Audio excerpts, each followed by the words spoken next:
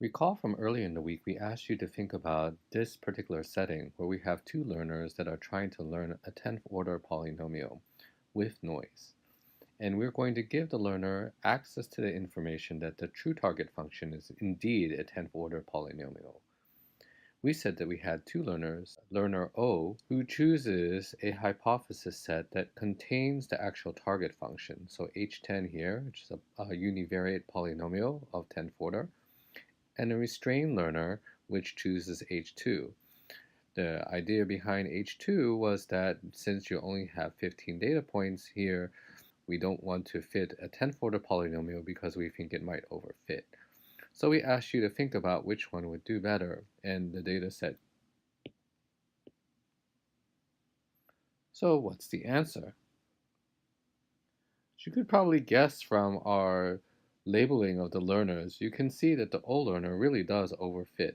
It doesn't seem to matter whether we know it's a 10th order polynomial or a second order polynomial. The key point is that the data resources is quite limited. Even though we might know that the actual function is a 10th order polynomial, we just have too few data points to estimate it. Then we might want to ask ourselves, what type of data resource needs to be present in order for us to start using a more powerful model? So we're going to revisit the learning curves that we saw earlier to answer this question. And recall I asked you to formalize when H2 was going to be better for prediction than H10, where H2 is our quadratic model and our H10 is our 10th order polynomial model. I told you that the two graphs were comparable in that the x and y axis are on the same scale. So what we can do is overlap these two graphs. When we overlap these two graphs, you can see the point where their test costs cross each other. At any points where we have less than this amount of data, we can see that the test cost is higher on the higher order polynomial model. This indicates that we are overfitting with respect to the functions. This indicates that we have an amount of overfit when we use the more powerful model compared to our impoverished model. Any part above that, we get benefits in using the more rich model because we have enough data to start to fit more of the signal and less of the nuances of the training set. Even in the case where there's no noise in the target function, we still have this problem of overfitting when we use a more complex hypothesis set to try to model the target function. Recall earlier in our pre-lecture we were looking at learning a 50th order target function where there's no noise. That means the sample points that we're getting here on the right hand side are actually from the 50th order polynomial.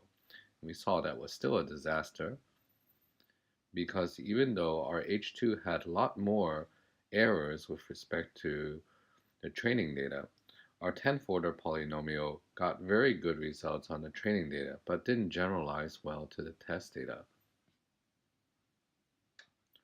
So we really have to ask ourselves, is there really no source of noise that we can think about when we have a noiseless target function? Could there be a notion of noise that comes from the fact that we're sampling a particular training data set?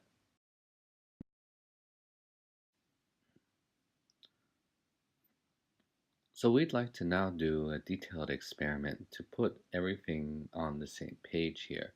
We want to study the impact of the noise level. For example, how much noise is coming off from not getting the exact target function, and also the target complexity. For example, a 50th order versus a 10th order polynomial target. And to do that, we're going to take this idea that we have a noise term plus a target function, and then try to be able to tune these two parameters in such a way such that we can study the effect of overfitting with respect to these two variables. Now to do that, let's first talk about the noise level. The noise level we can envision by using a term that is going to be centered on each of the individual points for example this one here, and then adding to the target a noise value that is proportional to the variance. So we're going to be able to tune this parameter by just thinking of placing a Gaussian noise source over each of the observations and sampling something with respect to the variance of how much noise we'd like to add to the target function. Now let's look at the target complexity. That's obviously the second term. We want to have a tuning parameter, Q of f here, which is going to dictate the order. For example, a second order, a 10th order, or a 50th order. We're going to need to do two things, and this is why we've started. First of all, we're going to have to make sure that our results are normalized. If we don't normalize our coefficients, then we'll have this left-hand side term not be in equivalence with the right-hand side term. So these two have to be comparable for the noise and target complexity to make sense. The second thing we need to do is make sure we choose the appropriate polynomial.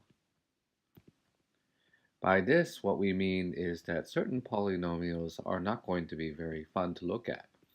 If we choose the coefficients at random, many of the even-powered polynomials will look a little bit like a parabola, will be overwhelmed by a particular coefficient, and all of the odd polynomials will look a little bit like the cubic polynomial. So we have to choose our coefficients to get more wiggly lines that display the type of variation that we're looking for, just like this target function that you have seen here in blue. Due to that, we have to choose polynomials with coefficients that are largely orthogonal to each other, so that when we add polynomials of different powers, we get a more complex target function. These class of polynomials are known as the Legendre polynomials, and they're just a choice of particular coefficients to make that happen. It's not very important, and you will have generated these polynomials in our in-class session.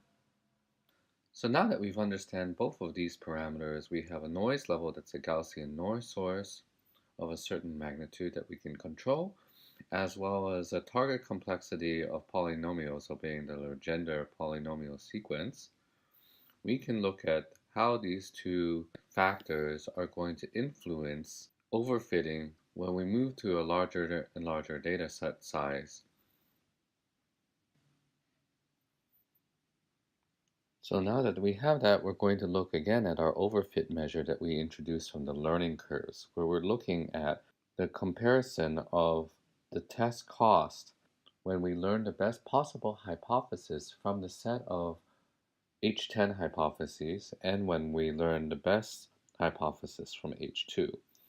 So our overfit measure is going to look at when the test cost is worse coming from the learned H10 class compared to the H2 class. When we see this overfit measure as a positive value, then we know we're in the gray area of the learning curve.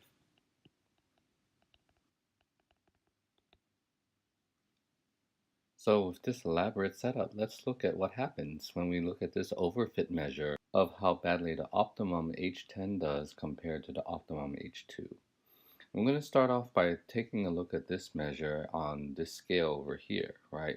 So when we have a 0, it means that both of these hypothesis classes do equally well. When we have something in the red here, that means the H10 has a much higher test cost, which means it's overfitting. And when it's blue, this means that H10 is doing better.